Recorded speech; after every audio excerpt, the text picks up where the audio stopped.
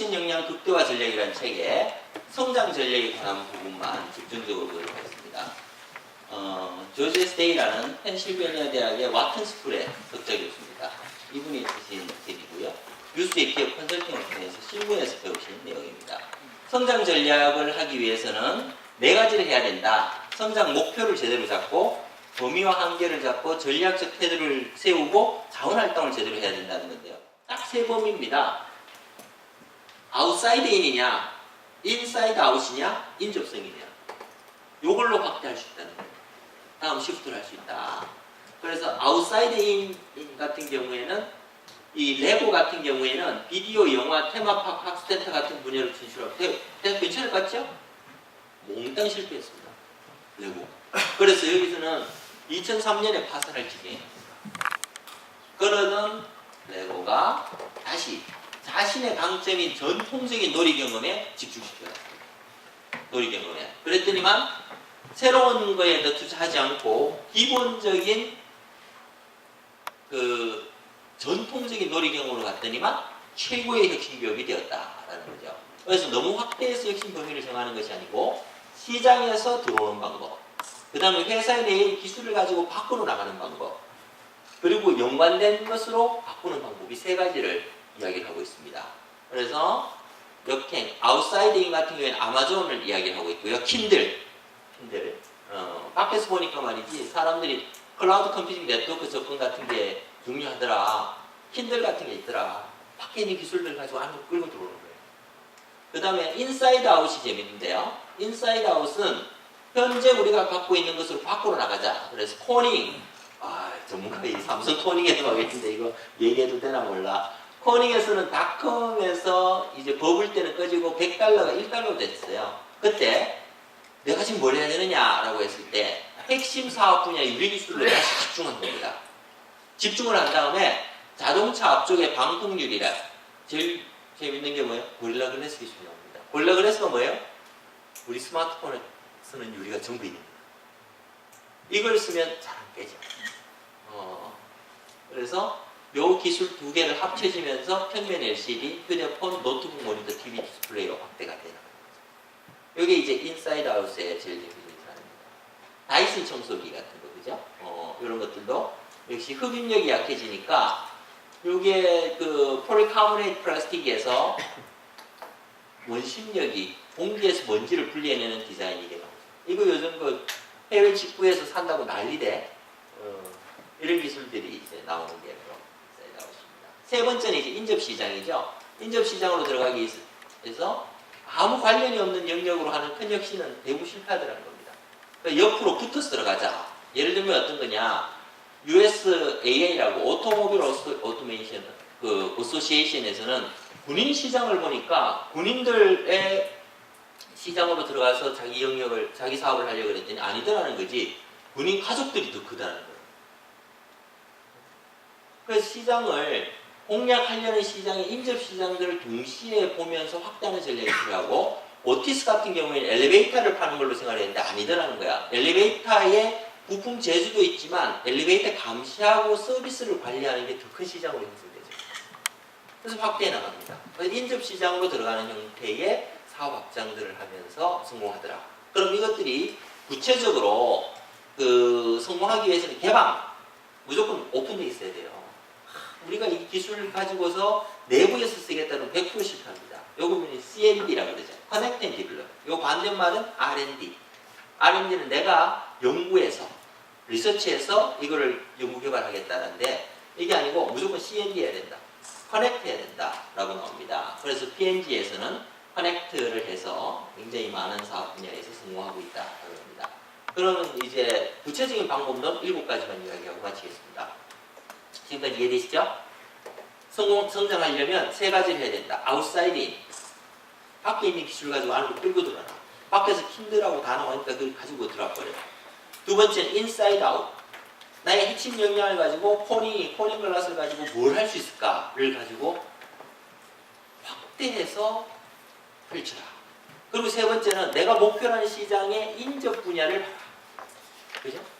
단순하게 멀리 있는 데서 플로우 점프를 하는 경우는 망한다. 플로우 점프 하는 동안 이게 딱 잡아 먹히는 거야. 그러니까 바로 인접 분야를 들어가는 것을 목표로 하라 그랬는데 그거에 대한 실제적인 사례, 성장기회의 7가지 사례를 보도록 하겠습니다. 첫 번째는 여기에요.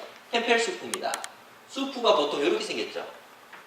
러시아 수프는 이렇게 생겼습니다. 근데 기본적으로 우리는 이런 수프가 익숙한데 러시아에서는 고기 덩이가 그냥 있어야 돼. 그래서 캠펠이 러시아에 팔았더니만 굉장히 실패를 하는 거예요. 왜 그럴까? 그 사람들의 잠재된 욕구가 있었습니다. 그게 뭐냐면 러시아에는 영혼이 담긴 수프는 맛이 진해야 되고요. 커다란 고기 덩어리가 들어있어야 돼요. 근데 우리는 안 먹는 지방이 있어야 돼요. 이해되십니까? 이게 다르단 말이야.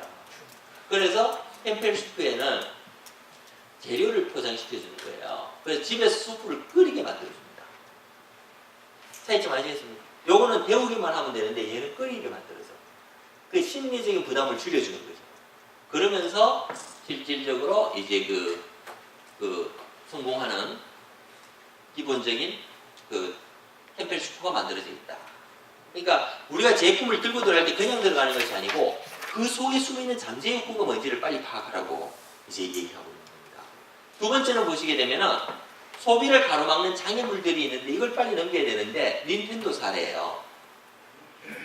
소비 장벽은 자금이 부족해서 못 오는 경우도 있고요. 기술이 부족하는 경우도 있고 접근 경로가 부족하는 경우도 있고 시간이 부족하는 경우가 있어요. 근데 자금하고 기술 부족을 극복했다. 어떻게 극복했느냐? 첫 번째는 위가 기술이 없어서 오락을 하려면 지금 오락이 점점 복잡해지니까 사람들이 오락에서 멀어지는 거야. 그러니까 오락하는 사람들을 보니까 대부분 그 남자들, 매니아들만 게임을 하고 있는 거죠. 그래서 이거를 없애버린 거야. 장벽을 없애버렸어요. 어떻게? 단순화하고 플레이를 신체 활동으로 그냥 연결시키고 쉽게 사용할 수 있게 만들었다. 그 다음에 하나가 또 뭐였어요? 자금 부족. 자금 부족을 없애버려요. 출시 가격이 $250. 그러니까 딴 거에 반도 안 되게 만들어줍니다. 대신에 뭐 팔아먹어? 계속 게임 팔아먹잖아. 전략 아시겠습니까? 그래서 소비자들을 분석을 하면서 소비자들이 왜 안 살까를 분석하는 거예요. 왜 안 살까? 여러 가지 4가지가 있었는데 그 중에 닌텐도는 자금하고 기술 문제를 해결하면서 대박이 난 겁니다. 그래서 현금을 7조 원을 가지고 있었다. 그랬다가 지금은 또 어려워졌죠. 다음번에 또 다른 사례에서 한 번 더 말씀드리겠습니다. 그래서 소니 플레이스테이션이나 엑스박스하고 싸우는 것이 아니고 비디오 게임을 좋아하지 않는 무관심과 싸우고 있다. 무슨 말이죠? 우리가 죽어있는 시장들이 존재한단 말이에요. 그걸 어떻게 잡아낼 거냐가 중요한 겁니다. 세 번째는 세그먼트 카테고리 지역으로 진출하는 건데요. 역시 인접으로 갑니다. 이걸 우리는 바다먹 피라미드라고 그래요. 지금 아까 중국 이야기하셨는데 중국에서 다 빠져나오면 그럼 생산을 안 해요? 딴 데 갔잖아. 지금 제일 핫 이슈는 인도네시아하고 베트남입니다. 그죠? 대부분의 기업들이 인도네시아, 베트남에 빠져 있단 말이에요. 왜 그러냐? 거기가 바다먹 피라미드더라. 그 중에서 제일 많이 봐야 될 게 전 세계 평균이 그 가난한 집단이 P&G 제품을 사는 걸 보니까 12불인데 미국이 110불이야. 멕시코가 20불이에요. 이건 뭐야? 12불이라는 건 이거보다 훨씬 낫다는 거는 더 낮은 데가 있다는 거죠. 맞습니까? 그래서 찾아보니까 중국하고 인도가 있는데 안 있어. 그러면 여기에 시장을 잡기 위해서 내려오는 거죠. 근데 이 시장을 내려오니까 엄청나게 돈을 벌어요. 근데 돈을 버는데 하나를 더 번들해. 뭐냐면 아까 원가 절감 얘기했잖아요. 어떻게 100을 30으로 줄여라. 쉬워요. 지금 현재 삼성 핸드폰이 1000불 하잖아요. 1000불 맞죠? 1000불 하잖아. 이거 300불 돼야지 인도에서 살 수 있지 않을까? 200불 돼야 살 수 있지 않을까? 만들어내서 팔잖아. 어렵지 않다니까. 만들어내서 팔아요. 근데 만들어서 팔고 나니까 더 많은 돈이 들어와. 이유가 뭐냐면 여기 팔고 나니까 첫 번째는 규모의 경제가 그냥 만들어지고 비싸든 싸든 똑같은 게 있거든. 두 번째는 뭐냐면 원가 줄이려고 노력하다 보니까 위에는 그냥 다 남는 거야. 이해되십니까? 이해되시죠?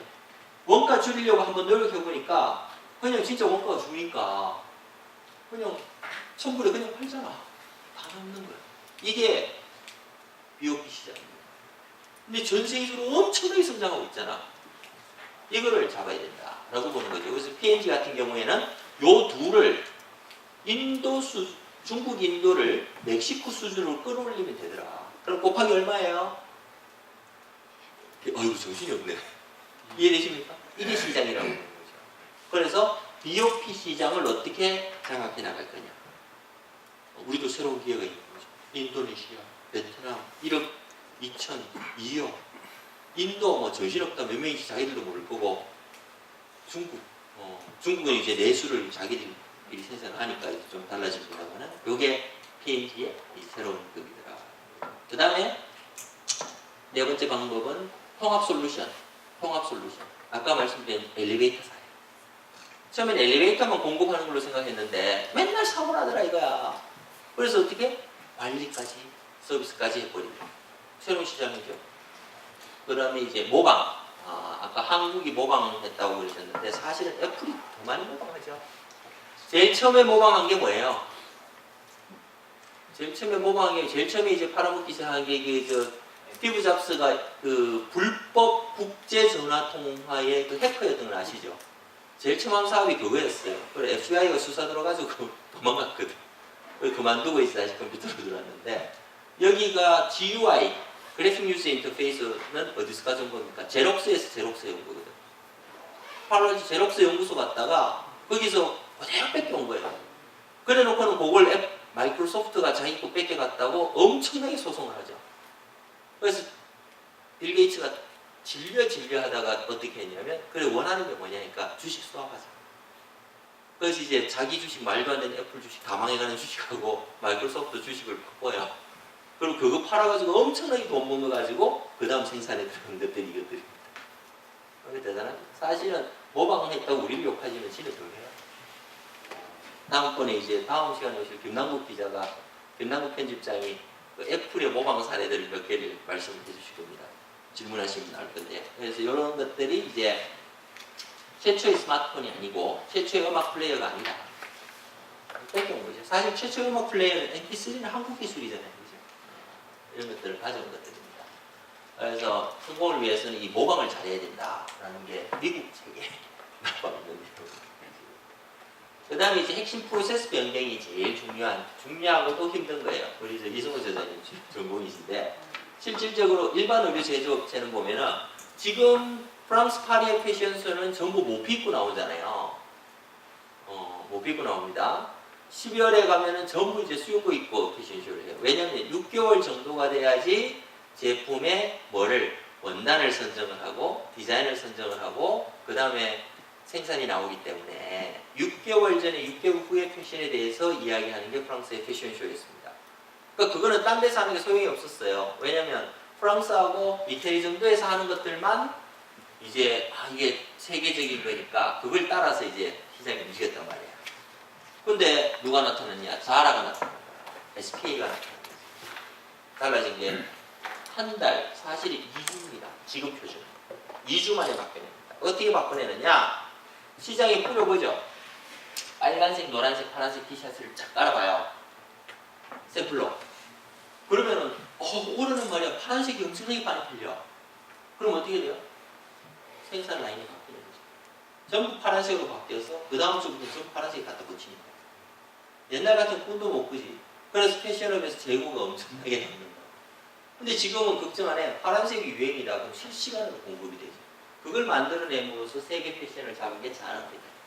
여기 유니클로가 이제 자라하고 H&M을 이제 뺏기 시작하죠. 그래서 디자인하고 디자인 선정하고 판매 시작이 그냥 한 달 만에 되면 12달이 이런 것들이 이제 달라지는 핵심 프로세스의 변경이 위해서 사업을 확장합니다. 중요한 거는 이건 것 같아요. 오늘 굉장히 쇼킹한 이야기를 들었지 않습니까? 일본이 디클라인한 것에 우리가 20년 뒤에 따라서 들어가고 있고 생산 가능 인구가 줄 거고, 이거를 어떻게 받아들여야 돼요? 뭐 어떻게 받아들이기는 좀 그런가 보다 내지는 듣기 싫은가 보다 라고 생각하는데, 제가 자주 쓰는 표현인데 시어노 나나미의 로마의 이야기를 보면 이런 이야기 나와요. 리더는 일반인은 보여주는 것을 보고 리더는 봐야 할 것을 보는. 자, 잊지 마시겠습니다. 일반인은 보여주고 보고 싶은 것만 봐요. 리더는 봐야 할 것을 봅니다. 그러면 어떻게 해야 되느냐? 심플하죠. 보기 싫죠? 아무런 미래 같으니까. 근데 그것을 보는 리더들이 결국은 그 속에서 살아가요.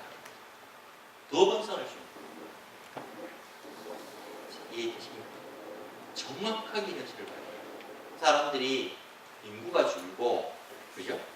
부동산 값이 저렇게 부스팅을 하는데 왜 안 올라갈까? 요즘 막 그게 이야기하는 게 그거잖아. 왜 안 올라갈까? 수요가 떨어지는데 과연 부스팅 한다고 올라갈까? 이런 고민들은 계속 고민해요. 본질이거든요, 본질. 본질을 보면서 봐야 할 것을 명확하게 보고 현실을 직시하고 나면 내가 이루는 거예요.